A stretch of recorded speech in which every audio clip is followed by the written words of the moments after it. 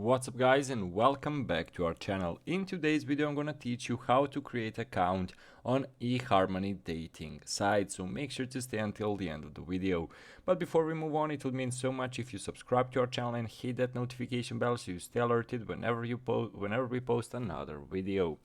So as you can see here, we are having question: have you tried online dating before? You're having three options: I'm new to it, once or twice, or I'm an online dating pro. So let's go like this.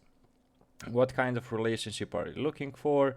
Casual, serious, not sure, just browsing. Okay, so great, let's get started for free. I'm looking for, so I am a man, basically looking for this. So basically you can add more detail about your gender in your profile.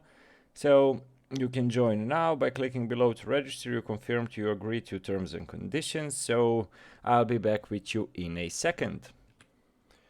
So as you can see, we have make it. So after you select who you are and what you're looking for, you enter an email address and create a password and press join now. So this is a compatibility quiz. Thanks for registering. You complete the first step. So continue to next step, their compatibility matching settings. So it takes about 20 minutes to complete the compatibility quiz in a peace and quiet. Answer spontaneously and honestly. There are no right or wrong answers. So after you finish, they'll show you the most compatible matches based on the results of the quiz. So I'm gonna do this quiz and get back to you.